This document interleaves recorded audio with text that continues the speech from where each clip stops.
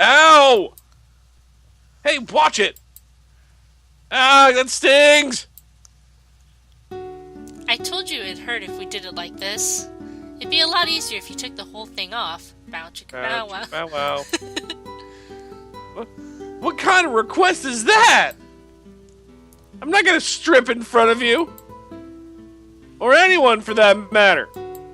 Higeru flashes a brilliant red as I work on stitching her outfit back together. It took some scavenging, but I found the materials I need gliding around the reef. Still, I didn't think you'd be able to work this quickly. And without anything on hand, either. I do a lot of sewing in my spare time. It's one of the few hobbies my parents don't yell at me about. Oh. We're silent for a few minutes after that while I focus on finishing the job. How has today gone so wrong? We were meant to be sightseeing together, and now here I am patching up Kageru like she's a hospital patient. And the last thing I wanted to touch on was my family. There. How does it feel? Okay, I think... It doesn't look weird, does it? Kageru reaches around to touch the patch, unable to actually see it herself. It's a decent job by my standards. You can only make out the thread holding it together if you're really looking for it. It's fine, but maybe don't ask the kappa you bought it from for a refund. Heh. Duly noted. Kageru smiles for a moment and then looks me over with a frown. She's not angry with me, is she? Are your folks really that hard on you? Is that really the sort of question you ask people on a date? I'm just worried, Waka. You hardly ever mention your family. And when you do, you've got nothing good to say about them. Crap. She's always been attentive at the worst possible times. I can't really dodge the question when she's that upfront about it either. I sigh, hands fidgeting nervously at my sides. They expect a lot out of me. I'm supposed to become the new queen someday, so they're insistent I act like it. Anytime I do something that isn't textbook royal behavior, I get my ears yelled off for half an hour. But it doesn't look like you have real ears. Yeah. They're all gone. She had like 50 pairs of ears, and they've yelled at her so many times they've all been torn off. Now she's left with the fins. And that's before we get into the topic of who I spend my time with. They can't stand the thought of me with an air breather. I didn't even tell them about you until we'd been dating for a month. And you know what they said? That dating you was a rebellious phase I'd grow out of. How can you just write off another person's feelings like that? They're even trying to find me a husband. Can you believe that? Some man I've never met before and I'm expected to be his loving wife? Isn't that ridiculous? They're both so close-minded and they don't give a damn about how I feel, and sometimes I just want to... Calm down! I stop mid-sentence. The look on Kakeru's face says I've taken this too far. I knew talking about my parents would get me riled up, but I did it anyway. Sorry. I overdid it, didn't I? No, not at all. There's nothing wrong with getting that kind of thing off your chest. Among other things. I just wish there was more I could do to help. You are helping, Kageru. Whenever you bring me to the surface, I don't have to worry about what people think about me. I can just be, well, myself. Except for the swimming part. I can't swim in the air. Aw, come on. I don't do that much. I let out a giggle. Sometimes I don't think she even realizes how much she helps me out. It's like I've spent my whole life trapped in a box and she's the only one who's taking the time to open it up. By the way, you didn't tell them exactly how we met, did you? What do you mean? You know, how I was drunk and ended up stumbling over to the lake? And I thought you were an oversized sardine? And I ended up biting down on your... That didn't happen. Eh? You can't tell anyone that story, okay? Or you'll be executed for attempted assassination. Oh shit! I... see. I think think Kageru's starting to understand the unforgiving world of merfolk politics. That's the other reason it's taking me so long to show her around here. Anyway, now that you're all covered up, we better start moving. We're going to be late otherwise. Late for what? With a well-practiced move, I swing over to Kageru and put my hand around her shoulder. For the ball, silly. It would be embarrassing if the guest of honor was late, wouldn't it? Oh. Wait, guest of honor? That's you, right? I casually shake my head and wait a few seconds for Kageru to put the pieces together. Her reaction is as glorious as I could have hoped for.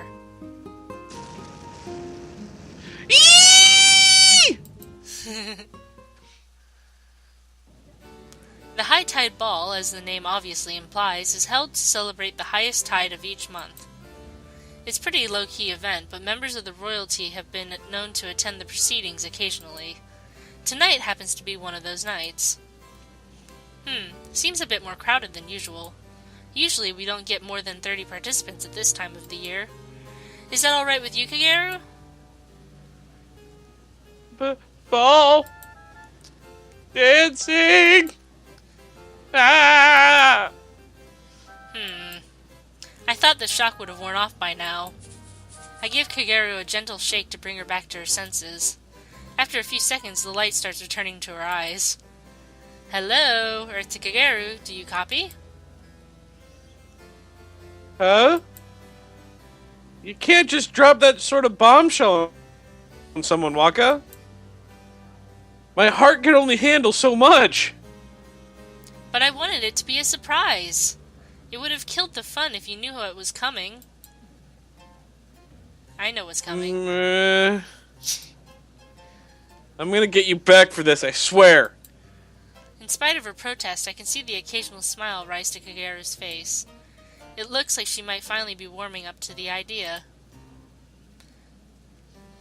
So, how do mer people dance exactly? Very similarly to humans for the most part. There are some more complicated dances with spins and twirls, but you won't see any of those at a formal event. On the other side of the pavilion, the band is putting the finishing touches on their tuning. The other merfolk are engaging in idle banter, mostly bragging contests about who's closer to inheriting the throne. I managed to slip onto the dance floor with Kageru without anyone noticing us. Are you ready? No. I think so. If I end up stomping all over your tail, I apologize in advance. Relax, relax. Just follow my movements and you'll be totally fine. The lights dim and the conductor cues his performers to begin. 1, 2, 3, 4, and a calm, serene tune begins to resonate throughout the hall. Okay, Kageru. Keep your legs straight. Left and right, left and right. Like this? Kageru clumsily follows my movements, our hands clasped together tightly. In spite of her lack of confidence, she picks up on the dancing very quickly, learning the pattern and matching my pace. I think I'm getting the hang of this. What did I tell you? There's nothing to worry about. Aw. No. Within a few minutes, we're indistinguishable from any other couple. In the darkened dance hall, everyone else seems so vague and distant. It's like the whole floor has been reserved for the two of us. Better yet, no one's going to see Kageru and raise a fuss about air breathers ruining the proceedings.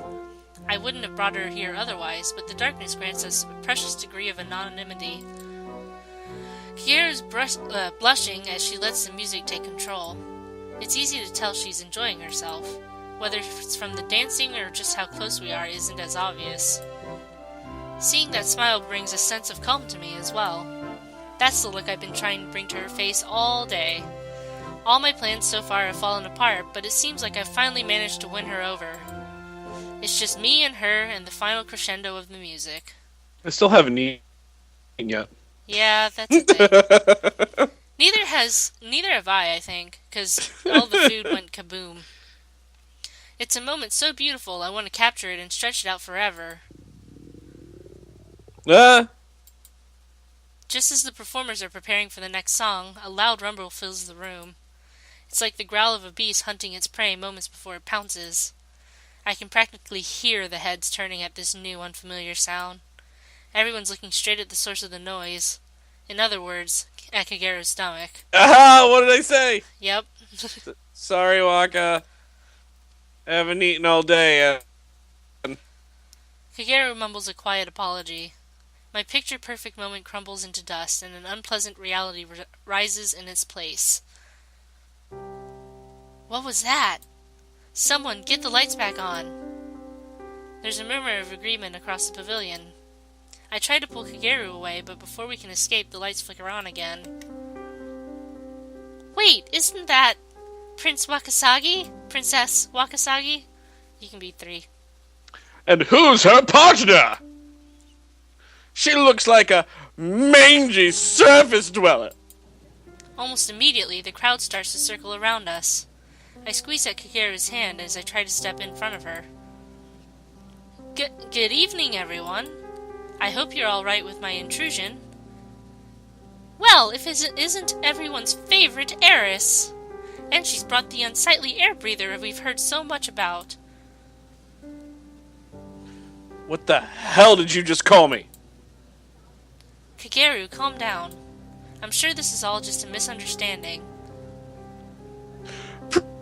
Princess, this ball is strictly for merfolk only. Or perhaps you were off playing hooky on the day they taught you that. Maybe it'd be different if it was another lake dweller. But when you bring those no-good foreigners to our private affairs, well, that simply isn't acceptable, is it? A flurry of whispers bounces across the crowd. At least they're meant to be whispers, but they're clearly audible to everyone present. A favored tactic of the merfolk nobility. Pretend your target can't hear you while making sure they won't miss a word. Look at what she's wearing! It's shameful for a woman to dress like that. To think the princess would settle for such a petty cur... It seems one of her siblings will be inheriting the throne after all. I need to go to the washroom. The sight of this ghastly beast is making me feel faint. This is it. This is exactly what I wanted to keep her away from.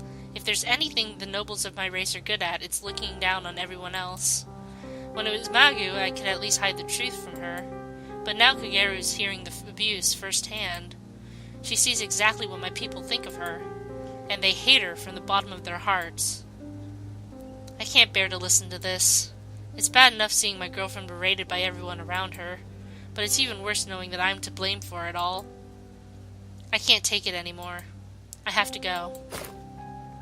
Waka! Come back!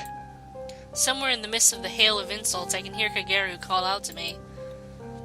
I swim away before she can say any more. Whatever she has to say, I don't want to hear it. I don't want to hear anything right now. So I run and run and run. Technically, you're swimming.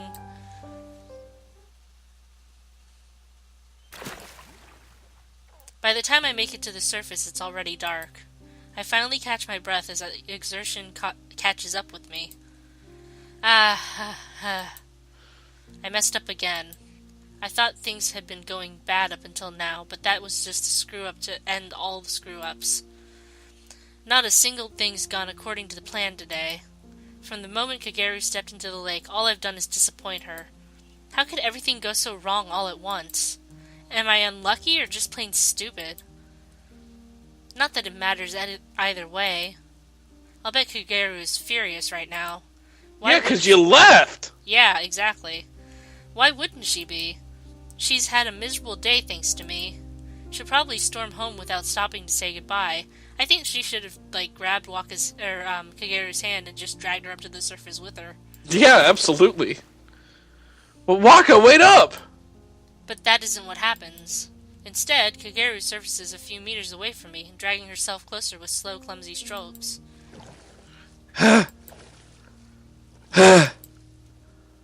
Don't just run off. Like that. You had me. Worried sick. She's gasping and wheezing between her words, her face bright red from exhaustion. The trip to the surface was tough for me, so it must have been 100 times harder on her. Kageru, what are you doing? You shouldn't be pushing yourself that hard. Uh, I'm fine. Just give me a few minutes, okay? Kageru swims to the edge of the lake, clinging to the coast for support. She looks like she's just run a marathon in under a minute, well, she kind of has. Yeah. I watch her anxiously for a while, waiting for her to recover before I find the nerve to speak. Sorry for ditching you like that. Nah, it's fine. It was a good cue for me to bail as well. If I'd hung around those brats any longer, I might have had to break a nose or 12.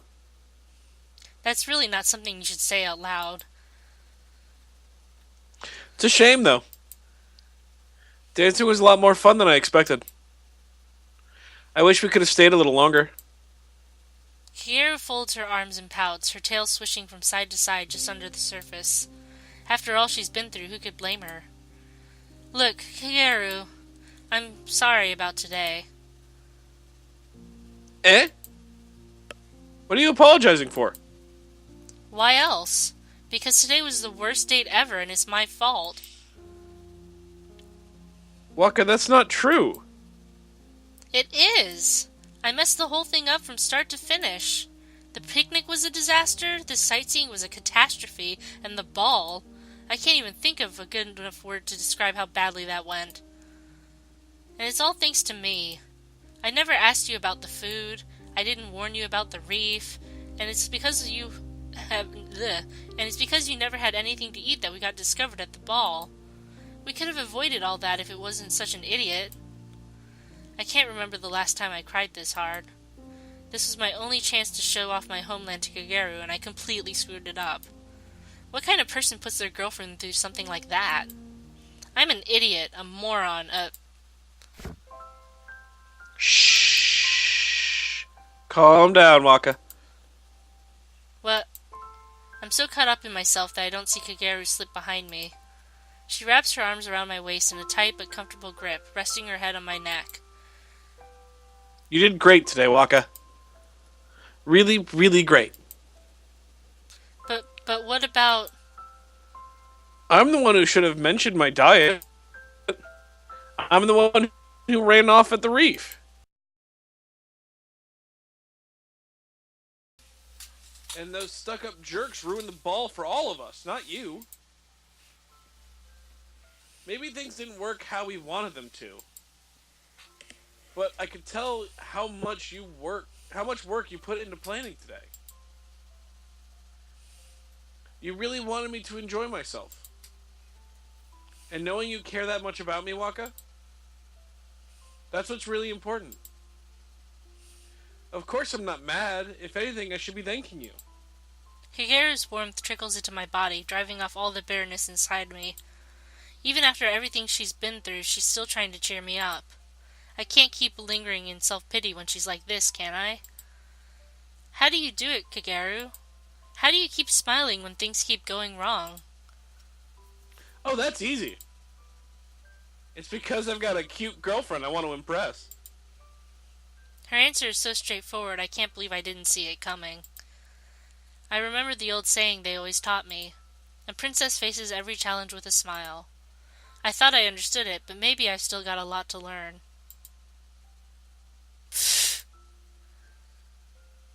Eh? Is something wrong? No, that's not it. I just can't believe you said something so corny with a straight face. What?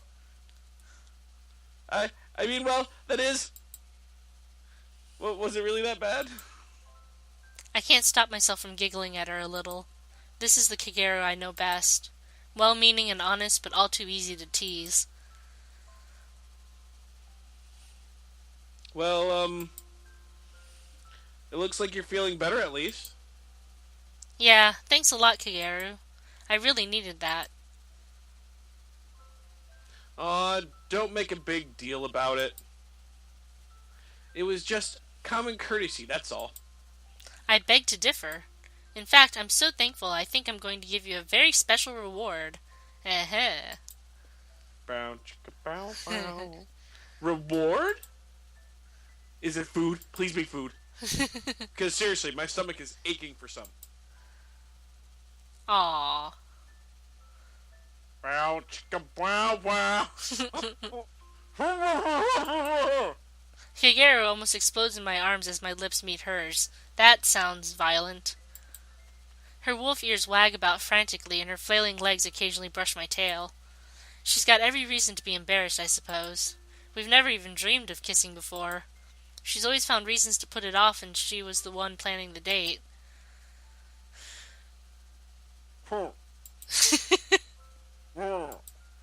Once she's recovered from the initial shock, Kagero starts getting into the swing of things. The embrace becomes closer, more passionate, the sort of thing I've wanted from her for weeks but never had the nerve to ask for. Yep. As I hold her even closer, I can't help but feel satisfied with myself. Maybe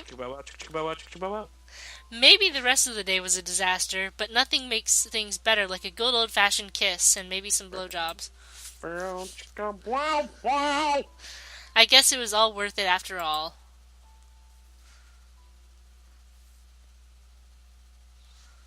Thanks for playing. Yay! Yay! Program and They script. totally banged. They totally banged, yes. In the water. So, programming and script by Roukanken, character art and CGs by Oars, music and sound effects by Kevin MacLeod, open game art, freesound.org, and the engine, of course, is Ren'Py. So, thank you for joining me, Mojo. Do you have any last thoughts? Don't go underwater with the mer person because their political society sucks. Yes, I agree. That was fun. I'm glad you enjoyed it. I enjoyed it too. So, thank you for watching. I love you. Bye-bye. Bye.